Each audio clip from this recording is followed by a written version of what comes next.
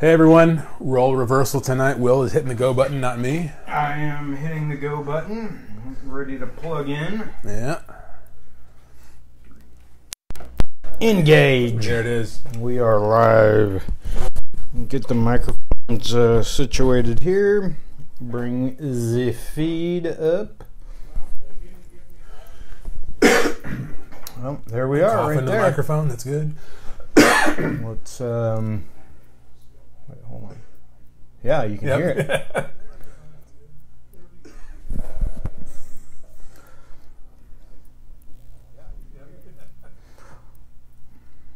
Yeah, hold on just 1 second, kids. We'll be up. KCP 68 live. Join us. Just sharing it here. Okay. Here we go. Hey, Olga, what's happening? How we looking there? We're looking good. Yeah. I'm ready to hit the old button here. 3, 2. Good evening, good afternoon, and good morning. This is Kinetic Chaos Podcast number 68. I am your host, Will, joined as always by my good friend, Wes. Right here I am. He is on my left. We are in the the secret underground bunker this evening. We've got some, let's actually turn the volume down here on the old monitor. We've got a fun evening this evening. We've got a best of 2018 show for you. We're also enjoying some Moscow Mules, and as I look at the phone / camera and it's cockeyed, I'm happy to see that my camera work is solid. Yeah. We We are enjoying some amazing salsa by wonderful listener Tony M, and we've already dang near killed an entire jar, Tony, so thank you so much for that. It is incredible. It is amazing. So those of you that are watching, you're going to see me reach out right now, and I can't get enough of this stuff. I'm not kidding. This is amazing. It is. It really is. And then amazing. you finish it up with a little Moscow Mule style. Oh, yeah. This is what I'm talking about. This is how you do a Friday night. Comedian there. In Moscow, they just call them mules. Isn't that right, Olga? Yeah, only you would say that.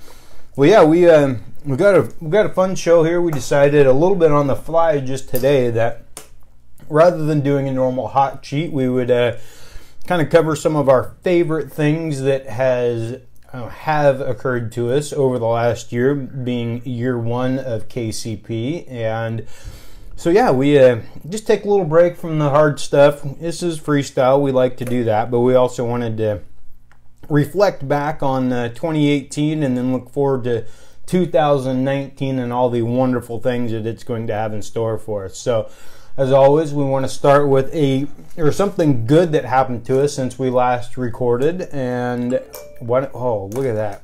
And I still can't figure out on the 68th episode, plus everything else, to turn all my crap off and just mute it. So yeah, anyway, Wes, what you got for us tonight? Something good that happened to me would be last night. My daughter had her first little concert, a school concert, kindergarten Christmas concert. So it was an awesome time. She had a blast, and she's been singing these songs for like months now at home. I bet. That's what they spend their music time each week. So in like September, practicing. you were singing. Yeah, so I knew all these songs by heart because she's been practicing at home for months now. So it was nice to see that come to fruition. You got so you to can see be done listening.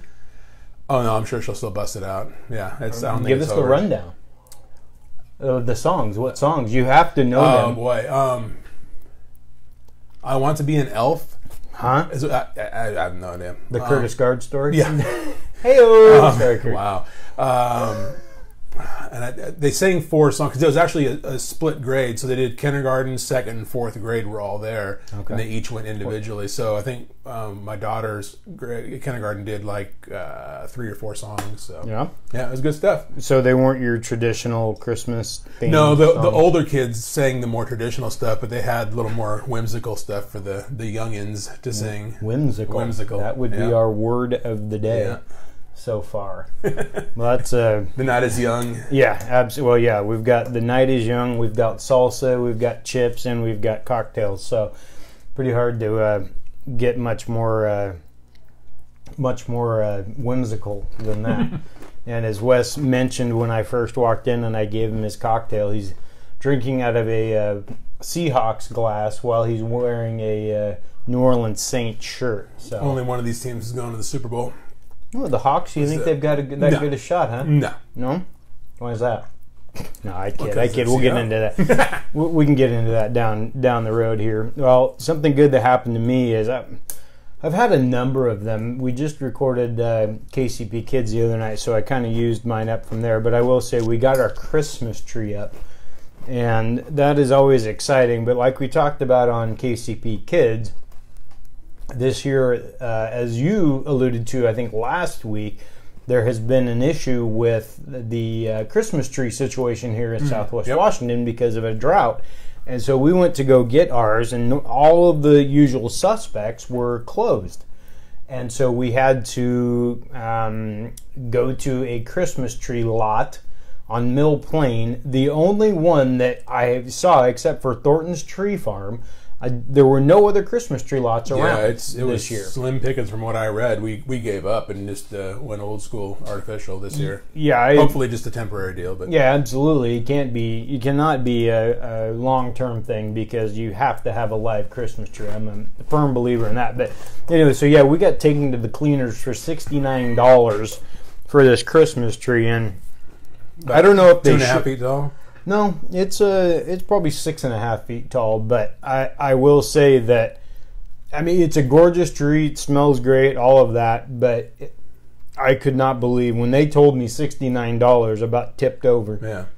That is a lot of money for a cut Christmas tree, but simple economics say you're going to have, supply and demand. There's Short no supply. Yeah. There's a high demand, and there were quite a few people there, although we did go drive by Thornton's Tree Farm, and it was a disaster because they're the only place around that is open for them. Okay. And so it was backed out onto 119th Street.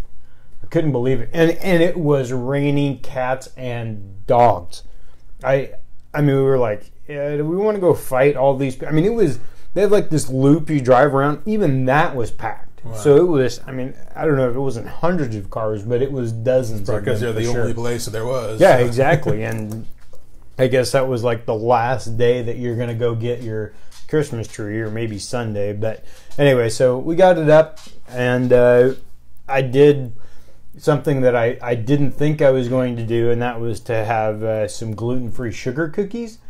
Yeah. Oh, man, those things are so good.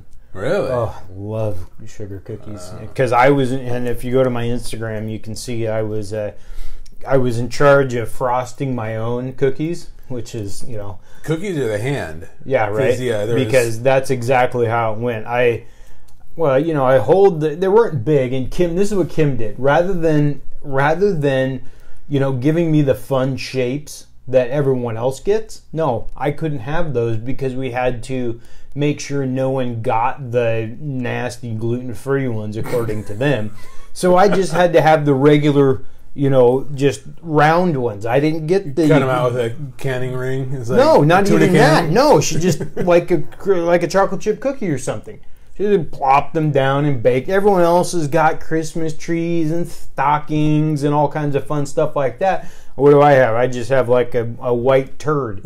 Like I get from, what was that? Step Brothers. Yeah. Anyway, so yeah, I had to, so I just frosted that. I think I used, on just my batch, I used an entire thing of frosting. It was dang close to that. I think most of that ended up on your hand, though. It did. A lot of it ended up on my hand, and it was... it was just, when you know that no one else is going to be using the frosting, you can double, triple, quadruple dip. I did not just throw my thumb in it, though, and use that as the spatula. The thumb spatula was not in play this year, so not that I won't bring... And we still have several days left, maybe have to go... Still time. And we are already through... 2 full batches of Chex Mix, and we're rounding the corner towards 3. Yeah, I got to throw some of that together. Oh my goodness. You may or may not be getting some, so don't throw any together. Hey, I like that. Yeah. So, anyway, unbelievable. I went over this last week, and I'll go over it again because it's just that good. You have a bowl of that and an iced cold Coca-Cola, and it is phenomenal. Absolutely love that stuff. So throw a little wrench in that. Something I thought of after we talked about the Chex Mix last time. Maybe an interesting twist is that if you depending on how you season it up and stuff, if you got some savory, a little bit of spice in there, whatever, what if you make it Honey Nut Cheerios? That way you get the sweet heat going on. If you make it a spicy Chex Mix and hit it with the Honey Nut Cheerios, that'd be an interesting combo. That would be an interesting combo. And then I also saw the pretzels that they had these like honey mustard pretzels. Oh, yeah. I almost thought about that, about using those, but I didn't want to stray too far off the beaten path and do anything. Oh, man.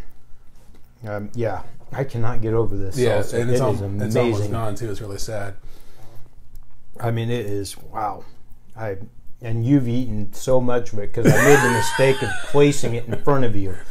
Totally, and I put everything on the left of me, so I got to cross over. Yeah, not exactly the best way to try to eat some food while you're podcasting. But anyway, let's get into our best of 2018. So what we want to kind of do is go over. My idea was our top 5 moments of 2018, and this is going to be in replacement of the hot sheet, and then we'll get into our fun freestyle. I had to scrap all my show notes that I had written last night. And I'm sorry about that. I threw this together at work this afternoon, man. You got to do it on the fly. I know, right? I'm professional. So you want to go 5, 5, 4, 4, 3? Yeah, let's walk it down. Yeah, sounds good. Walk it like we're talking. That's right. Okay, rock and roll. Go ahead. Number 5 for me, one of my favorite moments looking back is broadcasting in my parents' backyard on the 18th fairway and kind of hoping that we would get hit by a golf ball. Yes. I have to agree. Every stray shot kind of ducking and wondering, is this going to be the moment? We just wanted to catch it on live feed because that would make for a great YouTube moment. 2 knuckleheads out there. And if somehow it could have bounced off your dome and then just hit me, or vice versa, I'm not trying to say that I want you to get injured, but if it could have somehow ricocheted off my head or your head onto the other one, that would have been spectacular. Unfortunately, it didn't happen, but I will say that, I loved podcasting and broadcasting from the backyard. It was a tremendous area, and we had Frank and Karen. Yep, that's right. And I don't know what they're doing now. Hopefully they're, living a happy life up in their tree. But yeah, that was a phenomenal time, and we'll be back there. We'll have more shows back there. It's a tremendous place to broadcast from. So my number 5 is our very first show. And that was, as you guys watch me wiping my nose on, and me on hacking TV. it up over here, We're professionals. I'll say that first show when we had no idea what the hell we were doing, we spent probably 4 hours putting the show together. And did we even run in an hour that time? I can't remember. I think we got to an hour. But yeah, the setup and pre-production was like 4 times as long as the show itself. Oh, easily. Yeah, absolutely. Yeah. I mean, we got together and we met at the office, at my old office, and sat there, went through every story, put all this stuff together, and it was a solid, I think, 4 hours. And I don't know what I was experimenting with or not, but I had more F-bombs in that one episode than I think I've ever dropped on any of the other shows we've done. So that was a very enjoyable show, but it was the beginning of something wonderful, and every show since then, I think we've learned something. Oh, yeah. So what's your number 4? Number 4 for me is going to be the Beach Cast. Yes, indeed. So it was an awesome all-around trip just to go to the beach, but also to kind of weave in a podcast while we were there. But the whole experience was awesome because you can't go wrong with the beach. No. And to combine the beach and the podcast was awesome. Not to mention the great dinner and scoopers, and we got everything else going on there. It was just an awesome trip. It was an awesome trip, but sitting out there on the back patio, having people, number one, watch two knuckleheads with a couple of microphones sitting in front of them.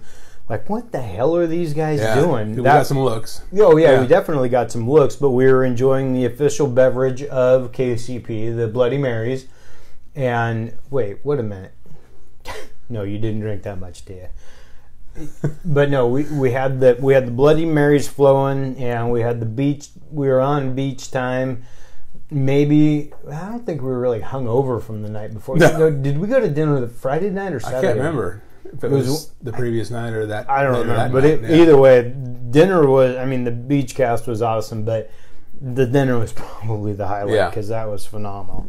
You know it's good when I'm ordering wine, so that's always good. So my number 4 was just all of our live interviews. I really enjoyed our live interviews. I think that it was a great experience for you and I to learn from and get to know some new people, from Tracy to Larry to Brianne, everyone and we thank everyone for joining us and getting in on all the KCP fun. But it was a great time, and I always enjoy the pressure that being live and having an interview, to do and things like that. So I'll say that was absolutely one of my favorite things. Yeah.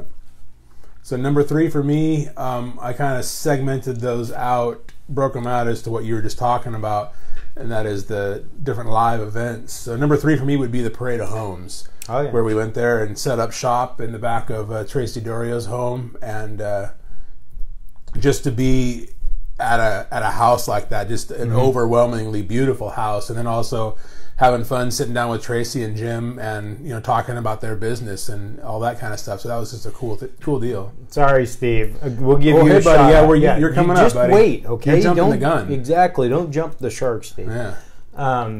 For those that are listening to the podcast on the live stream, the peanut gallery. Steve Nelson wrote in that, what is he, chopped liver? But we haven't gotten to him yet. But no, that was a great experience, except for the fact that we had some technical difficulties, and you and Jim had to share a microphone. Yeah. Because of whatever issues I was having with the computer. But yeah, that was to be in the house and just to see what however many million dollars, what that gets you, and how amazing it would be to have that backyard. Yeah. Oh man. I love the house, and I love his and her bathrooms, and the hidden room, and the kitchen was phenomenal, and the foyer with the wonderful fireplace. But that open living area, outdoor living room area, absolutely, with the kitchen and the whole banana out there. Oh man, that was. If I could blueprint that and put it into a place for myself, I would, because it's with the heaters, the television, the pool. I don't even have to have the pool. Yeah, I could go without the pool, but just to make a big, huge outdoor living area, like I said, with the heaters. So as long as you're undercover, you can go out there in the winter when it's 35 degrees and crank up those gas heaters. Out there. That would be one of the best places. Can you imagine having a Super Bowl party back there? Regardless of if it's raining or whatever, if you have the pool and whatnot, did it have a hot tub? Yeah, I think it did. So to go from barbecuing, having some drinks, sitting on the couch watching the game, then you go dive into the pool, into the hot tub, rinse and repeat. What would be epic is, like you're saying, Super Bowl party, you're out there undercover, you got the gas heaters blowing on you, and it's snowing. Yes. That would be awesome. I would love to have a snow party in a place like that, where you're just out there, it's 28 degrees, and you're barbecuing, and we could really get behind that really quickly. Not a problem. Yeah, no, not at all. Number 3 for me is our cooking episodes. I really enjoyed the live cooking shows. We did actually one, I think, recorded, but doing the cooking shows was a lot of fun. Again, a learning experience, but we got to enjoy some good food. We got to have some cocktails again. Not that this is all about drinking, but good weather, good company, all of that stuff. So I really enjoyed our cooking episodes, and look forward to the future of doing more of those as we get back into the better weather and whatnot. Definitely. Number 2 for me is, this is nod to you, Steve, so here you go, would be our series of interviews with Larry Hoff, and that is courtesy of Steve, because Steve was the one that was the liaison that sent Larry our way to begin with and introduced us. So thank you, Steve, for that. And I really enjoyed getting to know Larry just from the talking to him the first time, and then each of the subsequent times we had him on, just kind of opening up a little more, knowing more about him and spending time with him, and you know, seeing it through to the end. And he won his election, which was really cool. It was, and to kind of piggyback on that, not to mention that because Steve made a comment here, but to have Steve on and kind of paint that picture for us of what it's like to run a campaign, to get some behind the scenes of that. And you know, we had asked to have him on during the election cycle and whatnot, and he wanted to wait until everything was done and over with, so that the focus would be on Larry and the other candidates, and you know, Julie and all of them. But we wanted to make sure that we got him on, so that he could really kind of give us a peek behind that curtain and what it's like to run a campaign, be involved with, whether it's Linda Wilson, like I said, Julie Olson, Larry, all of the local candidates that he helped support, and everyone that, you know, it really truly does take a village to get these guys and gals elected and to help serve us in office. But they're the unsung heroes. I mean, it's guys like Steve who go out of their way, who use their own personal time and probably resources to help get these folks into a place where they can have an impact on society. And you know, that really is a selfless act. And you know, you were out waving signs and stuff like that, but the time commitment and whatnot is just, you know, I want to raise a glass to Steve and everyone else that is out there volunteering. So thank you very much for all your service there. Number 2 for me, you're number 2, right?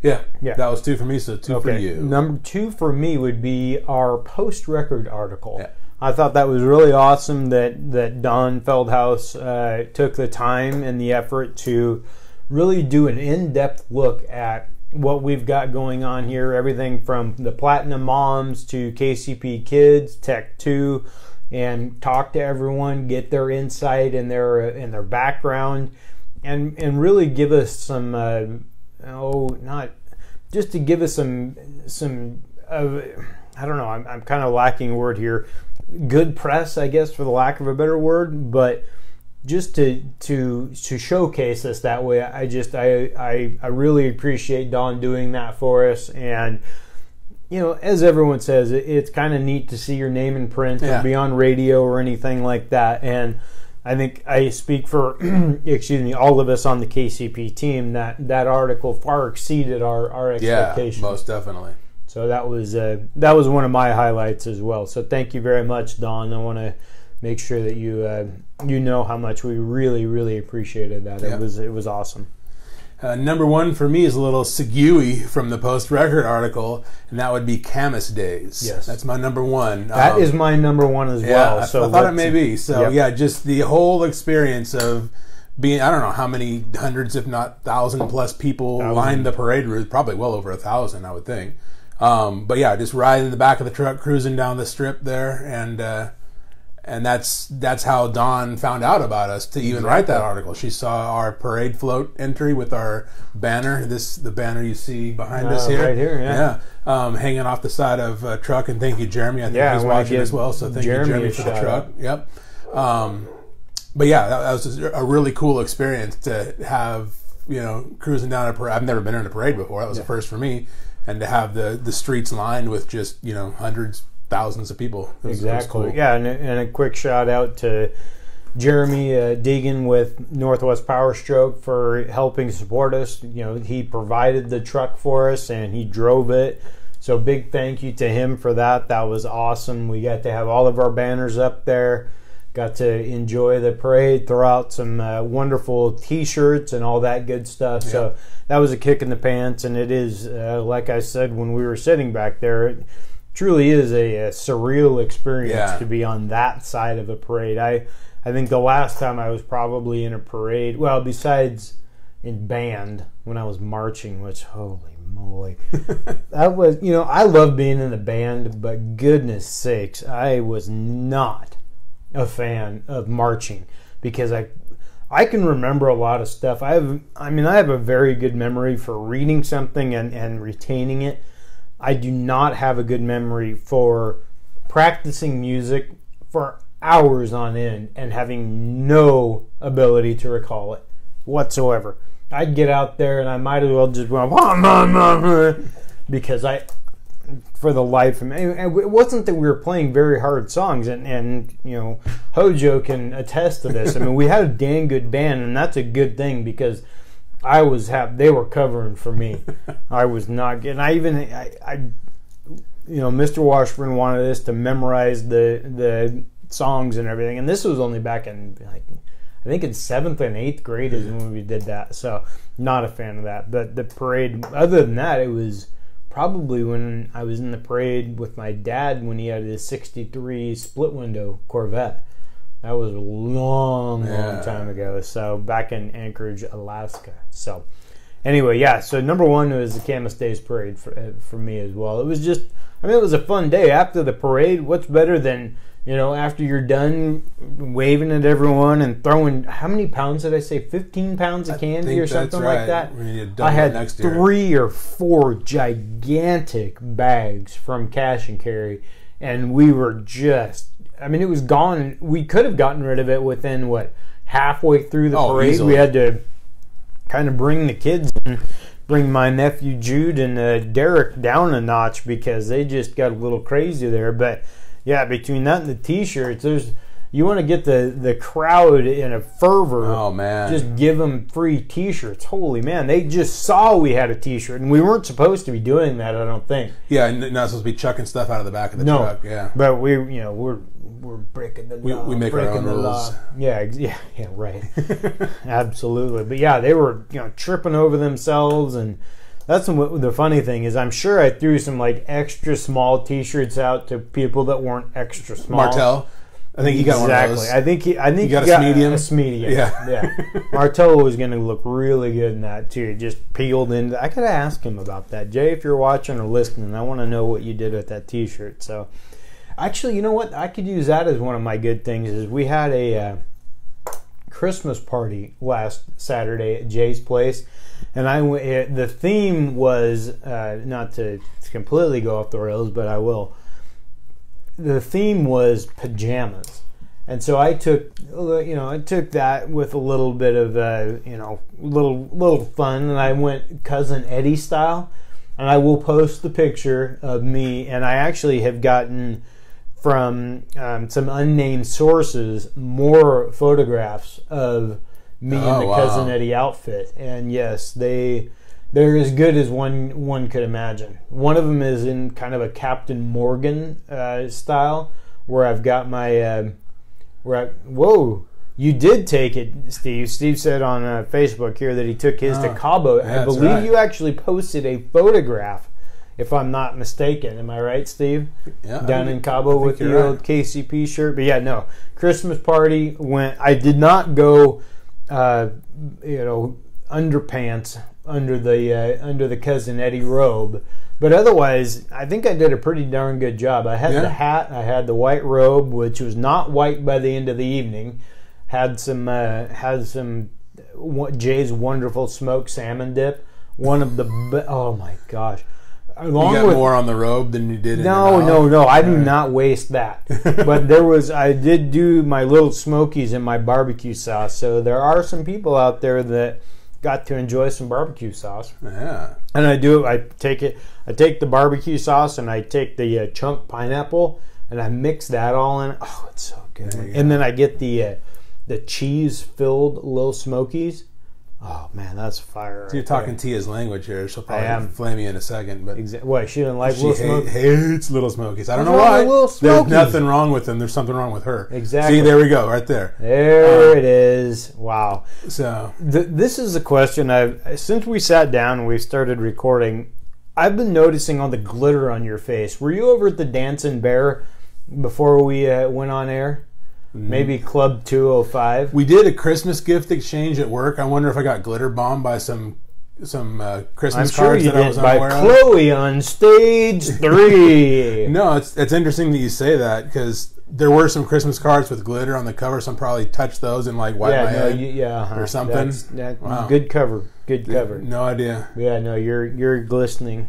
Every time you turn, I got like sequins on my face. You do, pretty much. Nice, yeah, exactly. Nice. So, Tracy, thanks for tuning in. You missed your shout out earlier. You were on my top 5 list of both of our top 5 lists. Yeah, of doing a remote from your house at the Parade of Home. So thank you again for that opportunity. Yeah, joining us for that, and then joining us here. Yeah, coming on our show as well. Exactly. Other times. Yeah, so that's kind of our top 5 moments of 2018 for KCP, and now we want to get into some, we'll get into the freestyle here and looking towards 2019 and that kind of stuff. So you want to take it from here? Yeah, I got one. I'll save my 2019 themed one for my second one, but my other freestyle topic that I read the story last night, and it's got me to thinking, like, I don't think I fall into this camp. So how many people fall into this camp?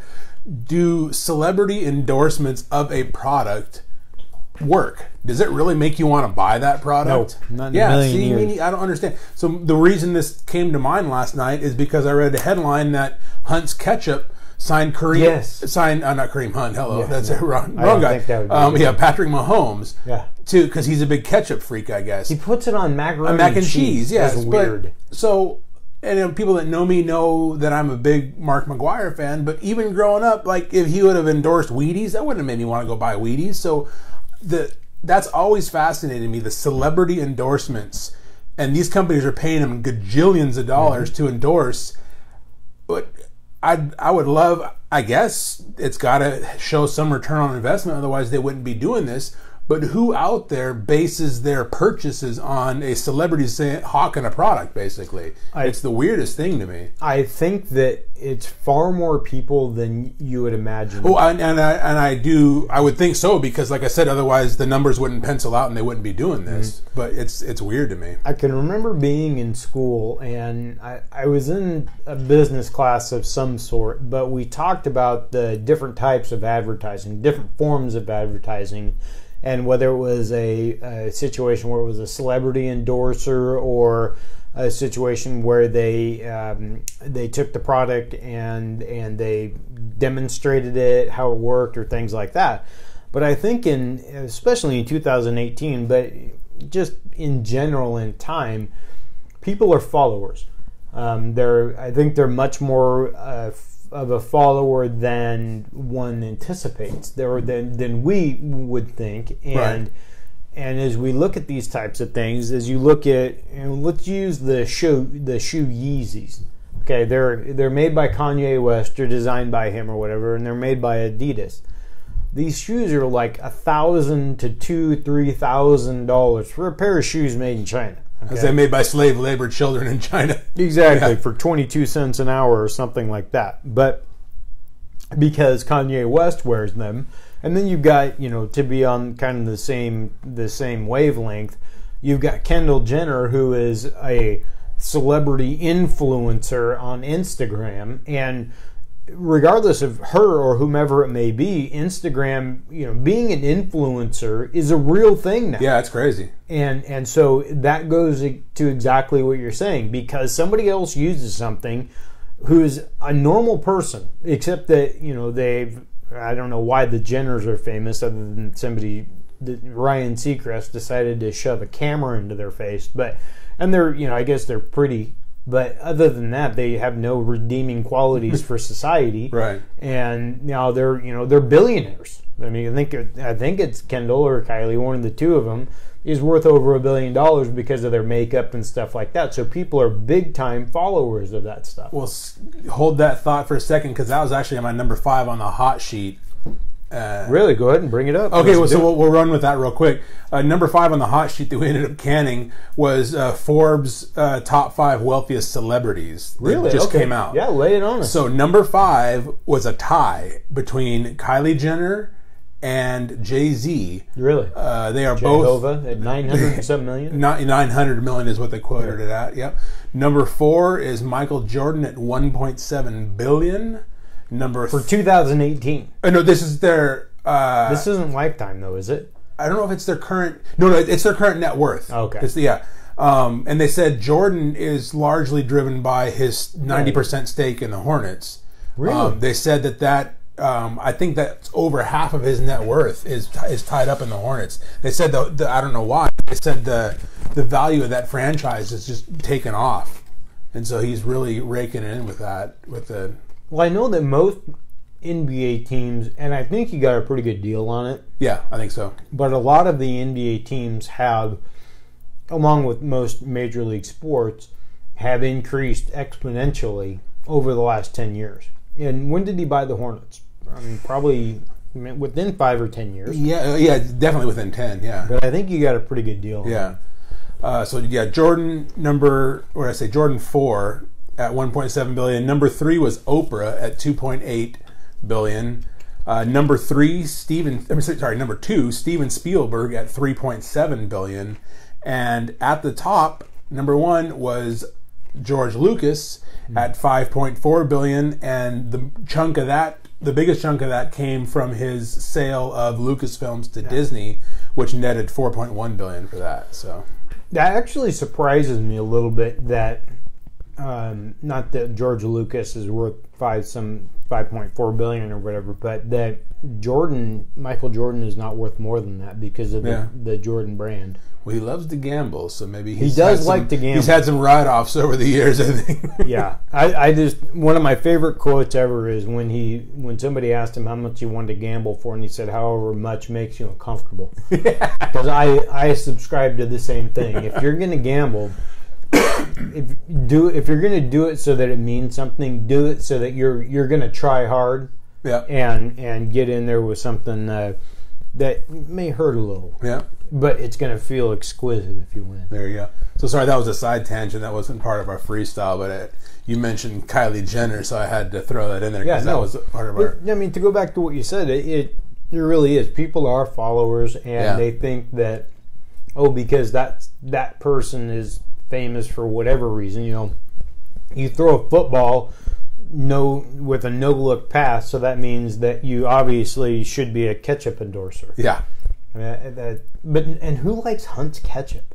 Who likes ketchup? No, I love ketchup, but Hunt's ketchup is garbage. I'm sorry, it is the redheaded stepchild of ketchup. It's too sweet. You don't like ketchup at all? No, I didn't. I thought it was an interesting irony that Hunt's ketchup signed the former teammate of Kareem Hunt. That whole the tie in there was a little interesting to me. No, back to your original question. No, cannot stand ketchup. If it's on something, I'll stomach it and power through it. But there's no way I'm adding ketchup to anything. What do you put on French fries? Salt. That's it? You don't dip them in anything? Au natural. No. Maybe some ranch. I get behind ranch. Yeah, but you don't go Canadian style and go mayo. You remember when Shepard used to do that in school? Just dump the mayo container on there. Quart-sized thing of mayo and just... Actually, I used to do it too. It wasn't bad, but now it makes my stomach turn. Yeah. The thought of... It's just mayo and... Ugh. Yeah, in terms of fries. I love mayo. Don't get me wrong. But the thought of just having like a tablespoon of mayo and... Oof. But in terms of fries, I really dig like the seasoned fries, like the Cajun seasoning or some other spices aside from just salt. If you season up the fries, I don't need anything else. So. No, see, this is the way to go for me. Okay, there's 2 ways to go. I love the seasoned fries from like Top Burger. Okay, so you got the Johnny Salt or whatever. Lowry's seasoning. So yeah, exactly. Lowry's, yeah. So you got that, and I like ketchup and vinegar. A little vinegar, some malt vinegar. See, now Teal, I can't do that. Teal loves malt vinegar, but me, not so much. Yeah, see, there she is already.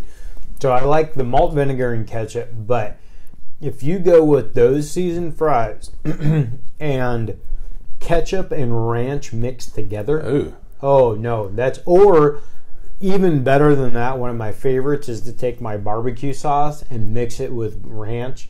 Oh, it's so good. Wow. It is really good. But the ketchup and ranch mixture, when we go to DuckTales, they kind of do that. They mix theirs, or they put Lowry's on theirs. Yeah, and you do the ketchup and ranch, or at Red Robin as well. Okay. Love that. Like your own little fry sauce going on there. Absolutely. Yeah. So my first thing up here in the freestyle is a question for you. Oh. What has been your favorite part of becoming a podcaster? Not our favorite moment. What's your favorite part of becoming a podcaster? Because it's something new to us this year.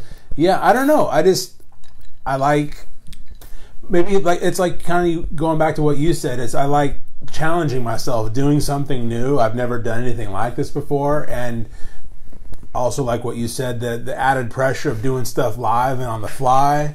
It adds a whole excitement to things, you know. Mm-hmm. It just kind of jazzes things up. So I don't know. I couldn't really nail it down to any one thing, but just having a lot of fun doing it. I mean, it's just a fun thing to me. I agree. It's one of those things that kind of along the lines of exactly what you said. I love that we added the live aspect of broadcasting on Facebook Live, and that is probably my favorite thing of all of it.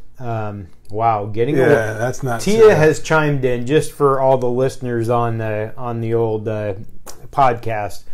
Tia, Wes's lovely wife, has chimed in on the Facebook feed, and she said that his favorite thing was getting away from his wife and the food.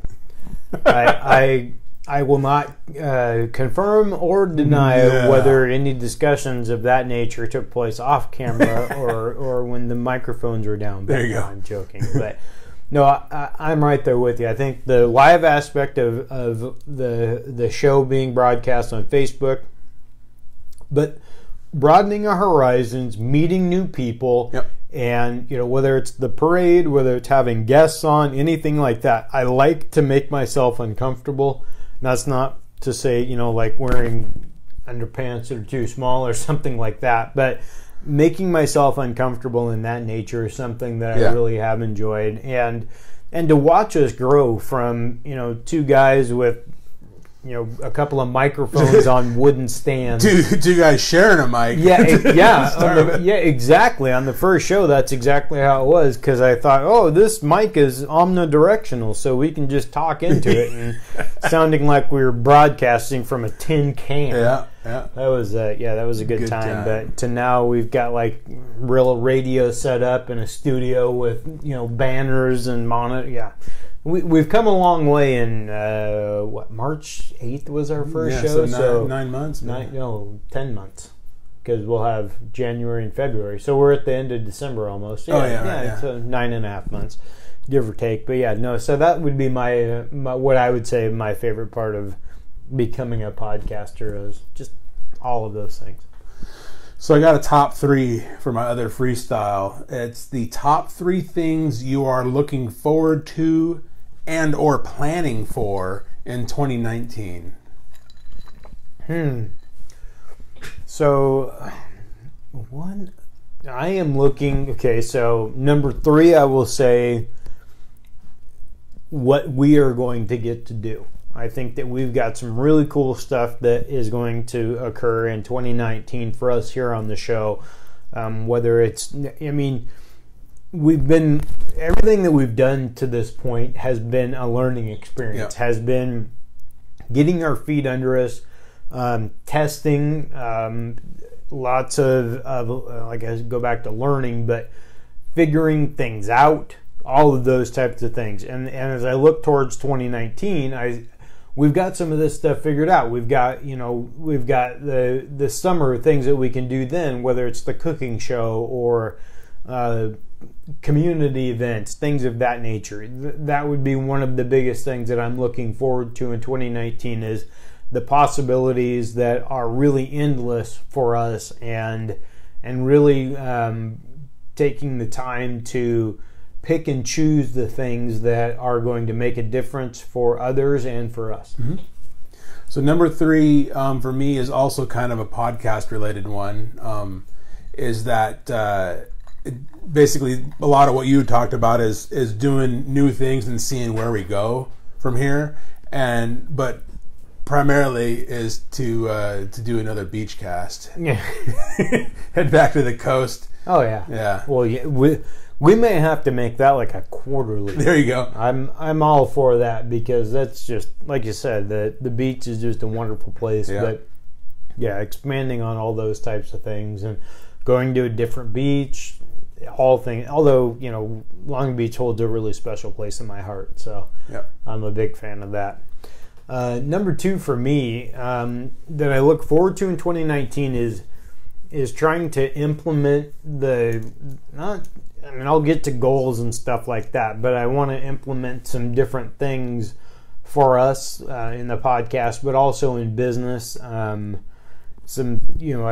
always trying to learn new things, new ways to do things and things, things of that nature. And so implementing some new systems that I've learned lately and really trying to make use of my time in a far more efficient manner. And that goes back to, so much of what we've done and that what we do, we've been learning, and now things are much easier because we know how to do them. And so one of the big things that I want to implement and work on is time blocking, and to use times, whether it's during the day or on the weekend or whatever, but blocking out sections of time so that I utilize that time in a far more efficient manner for us and for my personal business and things like that, so that we can get more done. I can get more done. That's the big thing, and not impact my social life. And my social life being my family. Yeah. Not I'm going partying or something. So number 2 for me, the things I'm looking forward to in 2019, that is my 10-year anniversary. Wow. To my lovely wife, which will occur on July 31st, 2019. And very much looking forward to that. What was the date? Huge, July 31st. Nice. Yeah, so that'll be a cool milestone to hit, and we're going to celebrate by going to a place that we used to go to all the time when we first got married, that being Vegas. So Vegas holds a special place in our heart, so we're going to go back there for probably 3 nights, actually maybe even book it this weekend, but go back there this coming summer and celebrate 10 years. 10 years for you. For me, I'm staring down the barrel of 15 years. Hey. And Tia, I filled him in on the deal. Yes, that is a smoking deal. I can't get into why I can't do that right now. As much as I would love to do that, there are some other things going on that, because of our 15 and my wife, I don't want her to hear. So, that being said, I'm looking down the barrel of 15 years as I do the math, and I carry the 2. We got married August 14th of 2004, and you know how I really not that I don't remember the wedding and all that stuff, but it was a year that they held the Summer Olympics. Yeah. And so that was, I don't know why it was, but I remember sitting in our room on our cruise ship and watching the Summer Olympics, and Michael Phelps, that was the Olympics that he set all the records, and so I was sitting there and I'm like, I'm going to remember this Summer Olympics for forever, because it's my honeymoon and all that kind of stuff. So Tia, I love you. That's awesome. Anyway, so to have those memories and know that he said it was historical what he did there, and the fact that I got married at the exact same time is something that will always stick with me forever. So number 1 for me that I don't know, you're kind of putting me on the spot. Or did you go number 2? Yeah, it was. Didn't I? I said I did number 2 for my 10-year anniversary. Yeah, I said number 2 for me was my putting in the time blocking and stuff. Oh like yeah, that. wow. Okay, yeah. I'm sorry. Jeez, Louise. I'm getting old over here. No, you're just drinking my cocktail. Yeah, that makes everything better, right? No, I guess number 1 for me is we kind of had a turbulent year this year, and we didn't get to spend the time with the boys and camping and stuff like that. So I'm really looking forward to getting outdoors and spending more time. We got the boat, we got the trailer, and doing that kind of stuff again. We didn't get an opportunity really to do that in 2018. So as I look to 2019, I have a big focus on getting out and doing those things. It's not so much, big trips or anything like that, but we were at a Christmas party before Martell's on Saturday for Kim's work, and a guy there, Kim's boss's fiance, was talking about, they have a boat about the same size as ours and going out on the river. And so I'm really looking forward to doing that kind of stuff. Just, taking it a little bit easy, but going out and doing stuff with my family. Yeah. And we didn't get a chance to go camping this year at all. And so I'm really looking forward to doing that kind of thing. Number one for me is trying to pull resources together and hunker down and look for a new house. Yes. In 2019, something with a decent sized backyard for the kids to run around in. So that Alton can throw shit over the fence all the time. Because that's what he's going to do. Oh, yeah, everything is going to go over whatever fence you have. It will. I don't care if you have 5 acres. It's gonna be an issue because he loves chucking stuff. Yes. So. And then also to get a dog too. Have a room for a dog to run around. Kids can have a puppy, have a family dog. So that's high on the priority list, is to aim for a new house this coming spring/summer, and not necessarily anything big or glamorous. So size wise, we don't need anything big. I thought you were having Tracy build you a 5,000 Dorio square foot $2.5 million. I'll take that, but exactly. If he's going to subsidize like 95% of it, then I'll take it. I don't think you need that much subsidizing. But yeah, just a modest house I'm fine with. But the number one focus for me is to having a nice big backyard, fenced backyard, so the kids can go nuts and we can have a dog running around, all that kind of stuff. So and frankly, it's just about getting the kids to pick up the dog crap. There you go.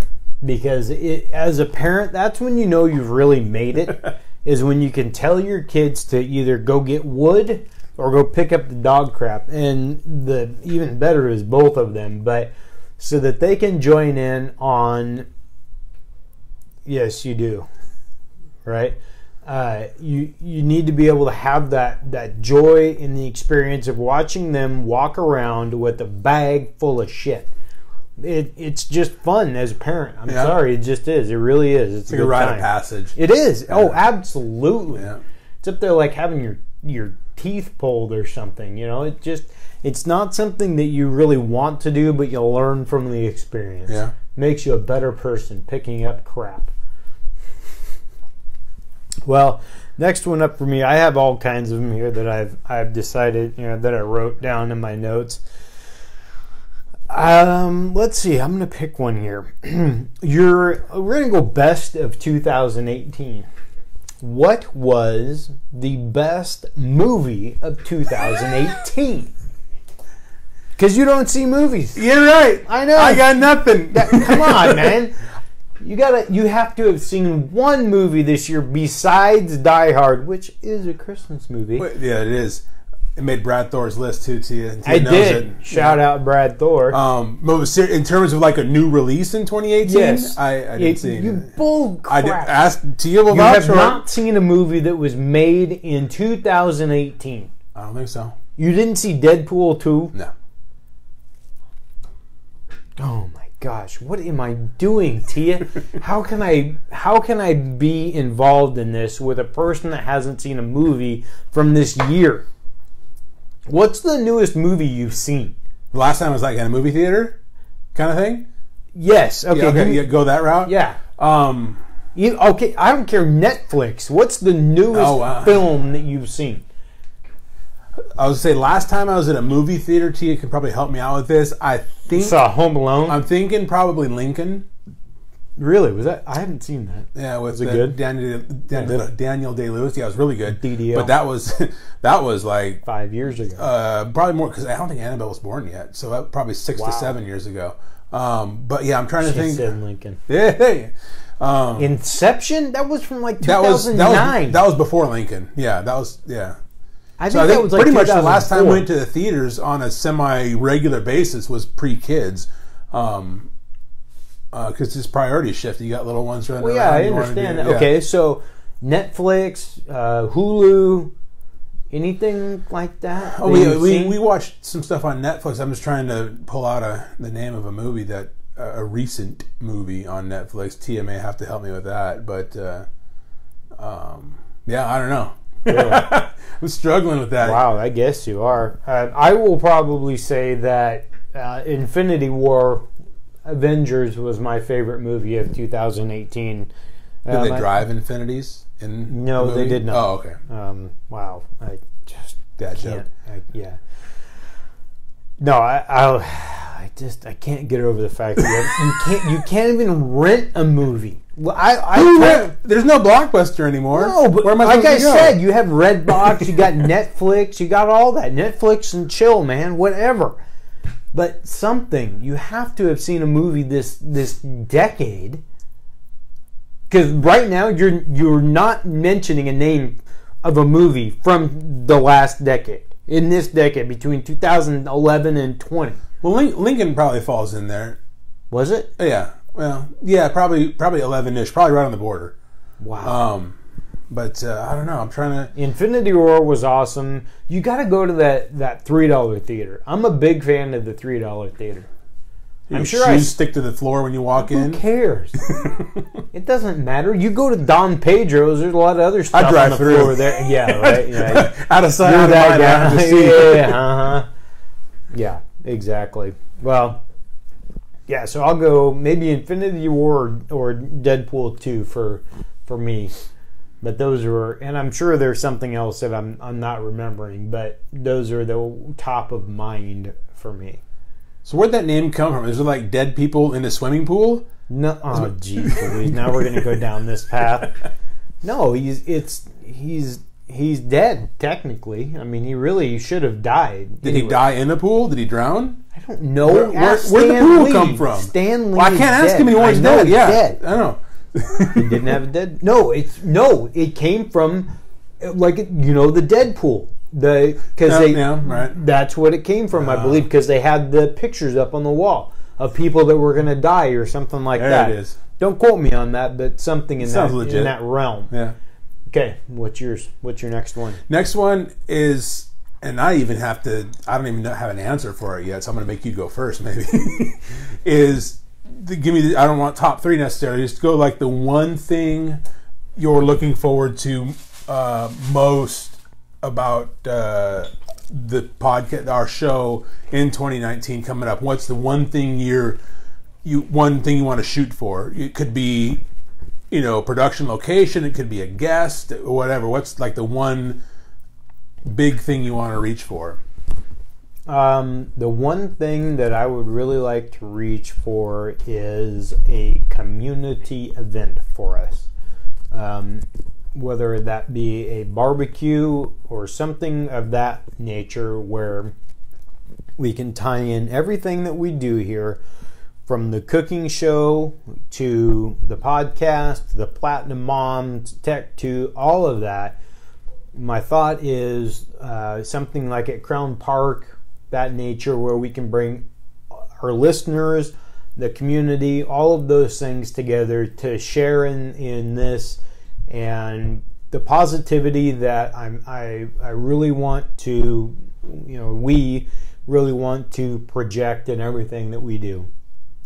And to see us continue to be positive, to move the shows forward and grow our audience. But if it's one big thing, it is to meet our listeners, to be able to rub elbows and break bread, all of those types of things. I really want to focus on putting an event together like that this year.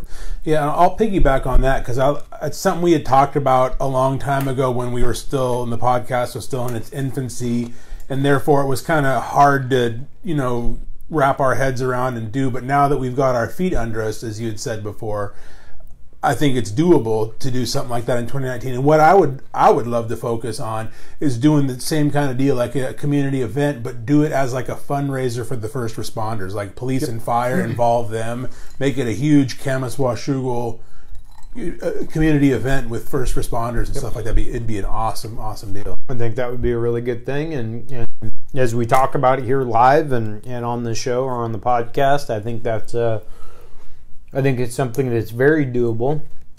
I think that now that we, like I said, we have our quote unquote feet under us, and we've got a little bit of I don't want to say cachet, but we've got a little pull with some stuff now. We can make that happen, and I think that we could get the firemen, whether it's utilizing our friends and whether they're retired in the department, policemen, things like that. We're big supporters of that, and I think that is something that is very doable and will happen in 2019. Yep. I think that's a great thing.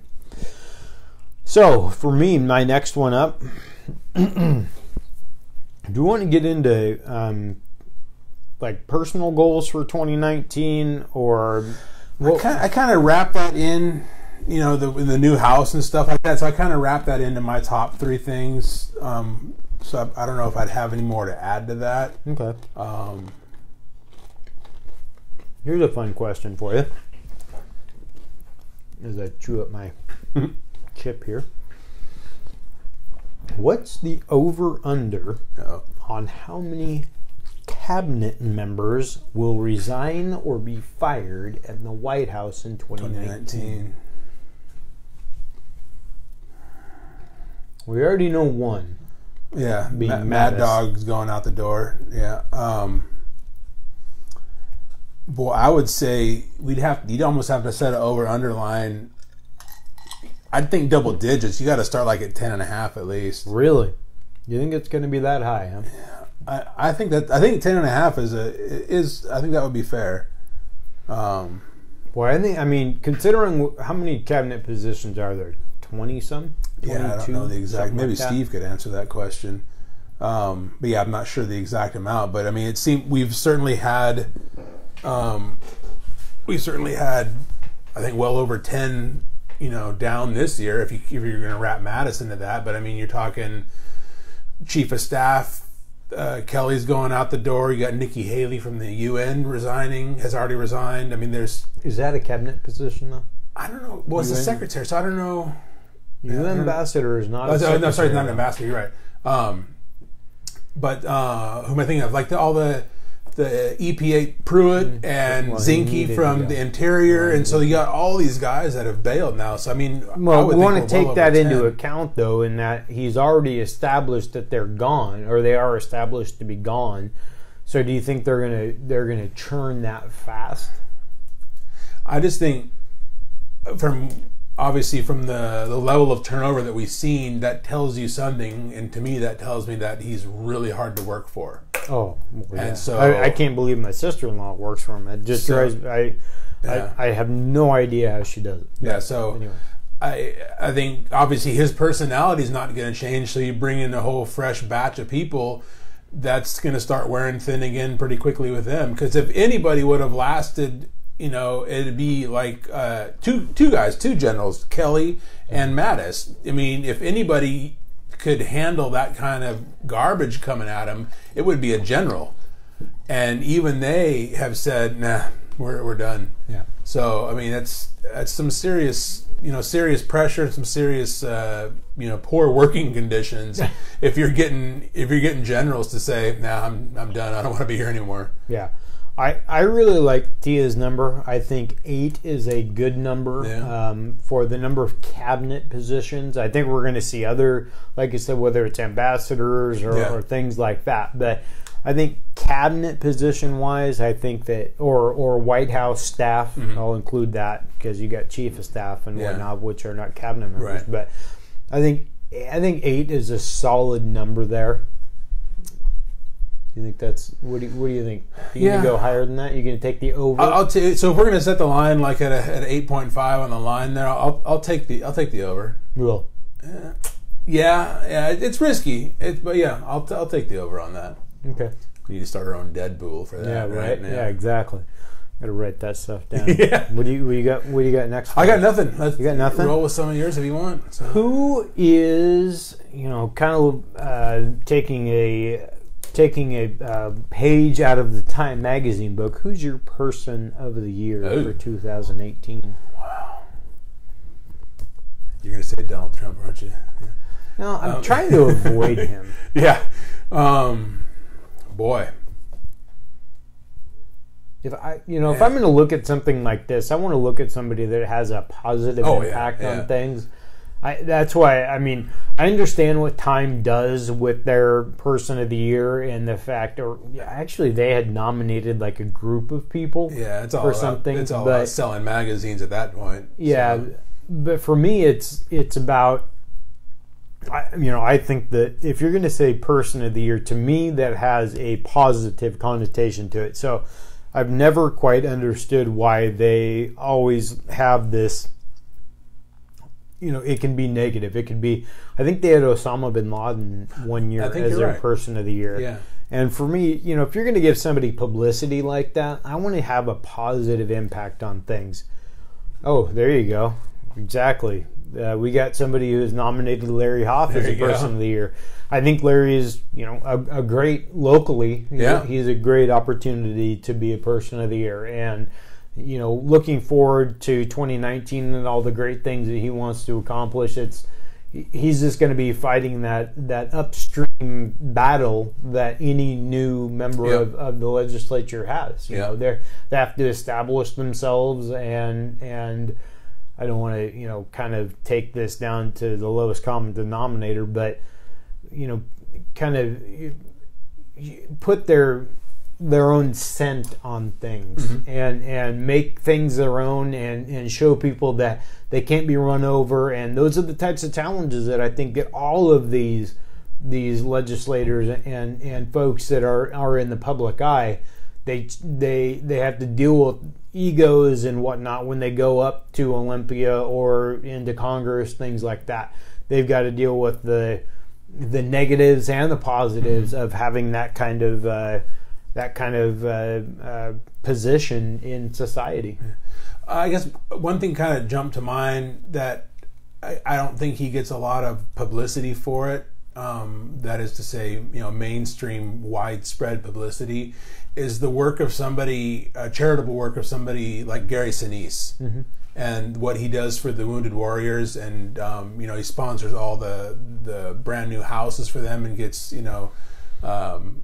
specialized houses and equipment, and just all the charity work he has. He plays in a band, and they do charity concerts and raise tons of money for vets. So just somebody like that uses their celebrity status to attract attention for good, because he's not looking to to increase his exposure, but he's using his name recognition to turn that into a positive thing and raise money for people that need serious help, and those are wounded veterans. Absolutely. And I would kind of piggyback on the same thing, and I've talked about him in the past, but that would be Jocko Willink. I think that the things that he does for military personnel and for normal Joes like you and me, in helping us to understand more about ourselves and to be better men, to accept responsibility, and to just be better people in general, and to really look at ourselves in the mirror and to know that every single day we can get better. Yeah. For our wives, for our kids, for our coworkers, for everyone that we impact, and that's a goal that I set for myself. We always fall short. We're not perfect. We always have our own shortcomings, but it's understanding that, and that's part of, in my opinion, it's growing up, it's maturing, it's I hate to say, you turn 40 years old and you figure stuff out. Well, you can figure stuff out when you're younger. Some of us mature later than others. I'm in that camp. I fully admit that, but it's one of those things that looking within yourself to become a better person and to understand what those shortcomings are, and to make that, that's why I go back to what I said earlier with time blocking. For me, time management is something that I struggle with. I overcommit myself, and it's because I don't want to let people down, and I know that. And so as I move forward, each year I try to work on something. This year it was, I sat down and I wrote all my goals out for maybe the first time, if not the first time in a long time, last December. And I said, this podcast stuff was one of the biggest goals that I wanted to achieve. Well, now we've done pretty dang well for ourselves.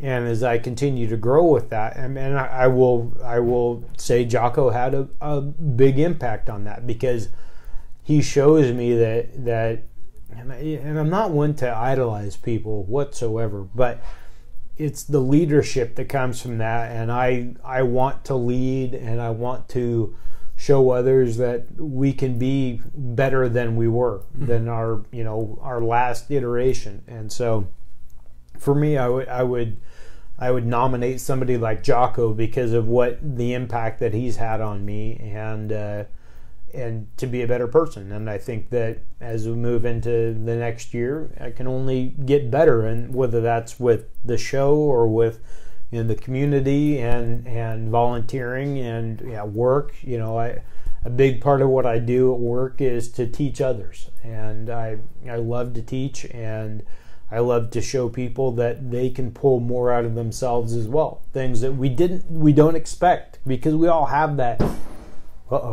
Broken glass. That sounded upstairs. Like glass breaking. Yeah. But we all have that within ourselves, that there's something more that we can get, and it's always attainable, but it's managing those expectations and those goals. Yeah. So that was pretty heavy, man. I'm sorry. I was gonna ask you what your top song of 2018 was, but I'm sure you haven't listened to a song from 2018 either. You've seen the screenshots, man. It's all about the 80s. I know. Although I will say, your wife was listening to Black Eyed Peas' "My Humps" earlier today, and it just made me think of Fergie. She's a really good singer. Yeah. Really good. I like watching her sing. Scrolling by the channels, and that was a mistake. But I don't think she was. Yeah, I don't think she was. But yeah, Fergie. She's got my vote for a really good singer to look at. Let's see. What has been your top event? We're going a little long, but that's fine. It's a podcast. What's been the top event of 2018? I'm not talking you and me and local stuff. What has been the number one event this year? Not necessarily something that I've attended, but no. Just okay. In general. Oh wow. Man, I don't know. My memory's not that good. I guess can't think back to the Moscow Mule is affecting impairing your ability to remember anything. Wow. I don't Football know. game, anything like that? Well, okay, let's narrow it down to a sporting event. What was your top sporting event? Or your favorite? It doesn't have to be top. What was your favorite sporting event this year? I would say, with what I'm wearing, is seeing some Breeze breaking some of the records, that the passing yardage and TDs, that kind of stuff. That's been cool to see that happen, because I've been a Saints fan my entire life, back when they were terrible, and to see them, obviously they won the Super Bowl several years back, but then they took a downturn, and now they're back on the upswing again. So to see them come back full circle and be, technically they're kind of a Super Bowl favorite at this point. Oh, I think they're number one contender. Yeah, and to see that, and to see a guy like Drew Brees, who is well under 6 feet tall, he can't even see over his own linemen, but he's breaking all sorts of career NFL records. Just a guy that, just by looking at him, you would never think he's a Hall of Fame quarterback, but he just gets it done. Yeah, every time. I'll say that, for me, I always go to the Super Bowl as one of my favorite events of the year, but I've attended several events, and Derek and I went to the Civil War this year. The first Civil War I've been to in a long time. So if it comes down to events that I've attended, I'll say that. But if I'm going to watch something and use that as one of my top things, I'll have to say that watching that Rams and Saints, Rams and Chiefs game was one of the top games that I've ever seen. Impressive. That was dang impressive. But we've had a lot of tremendous sporting events this year. I think 2018 has been one of the best sports years in a long time that I can remember. Whether it's baseball and even though the hated Red Sox took it all down this year. Everything from the Super Bowl last year, which was entertaining, to seeing the Red Sox. I thought the baseball playoffs were great this year, and the Trailblazers have been wonderful. I've had the opportunity. Derek and I went to a game last year, and we'll be going to some games this year. All of those, but attending a Civil War is a special event for a fan of either one of those teams.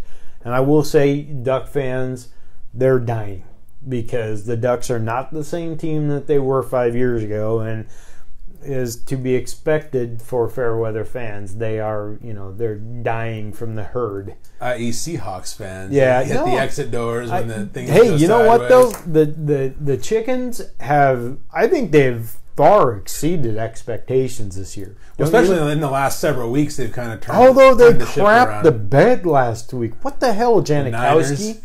How do you... When you sign a 41-year-old kicker, that's going to happen. It doesn't matter. You're kicking. Janikowski is probably, arguably, except for maybe Morton Anderson, the best kicker in the history of the NFL. He was back in his prime, like 20 years ago. It doesn't take that much to kick the ball, though. When you're 41 and you weigh like 325 as a kicker... He could be a linebacker. Yeah, exactly. He really could. And he did Olay that one guy. He did. That was a straight Olay job. But to miss the extra point, to cost the team the game... I'm never one to pin the entire game on a kicker, but come on, man. How do you miss an extra point and then lose? The funny thing is that Derek asked me on Saturday, who are the Seahawks playing? And I said, they're playing the Niners. Oh, well, they got that. That's an easy game. This, that, and the other. I said, Derek, it's the NFL, son. No. Oh, they're going to kick because they beat them easily a few weeks ago. The first time around, yeah. No. So then we turned it on in like the fourth quarter or something. I think we turned it on with a few minutes left, and it was 24-24. He's like, no way. I said, Derek, this is why they play the game, son. Yep. This is why we do this, because if it was just a foregone conclusion that someone's going to win, why would we play? Right. But no, that was, and then they lost in OT. Oh my gosh. It was pretty brutal.